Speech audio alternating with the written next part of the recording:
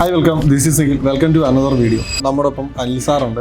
നമ്മൾ ഓരോ സെക്ടേഴ്സിൽ ഇൻവെസ്റ്റ്മെൻറ്റ് കാര്യങ്ങളൊക്കെ ചെയ്യാറുണ്ട്. നോർമലി ഒരു സ്റ്റോക്കിൽ ഇൻവെസ്റ്റ് ചെയ്യുന്നതാണോ, അല്ലെങ്കിൽ മ്യൂച്വൽ ഫണ്ടിൽ ചെയ്യുന്നതാണോ, ബോണ്ടിൽ ചെയ്യുന്നതാണോ, ഏതായിരിക്കും ബെറ്റർ? സോ നമ്മൾ ആദ്യം നോക്കാം. നമുക്കിപ്പോൾ ഒരു തുടക്കക്കാരനാണെങ്കിൽ നമുക്ക് ഈ പറഞ്ഞ പോലെ തന്നെ നമുക്ക് സ്റ്റോക്കുകൾ പല സ്റ്റോക്കുകൾ നമുക്ക് അവൈലബിൾ ആണല്ലോ.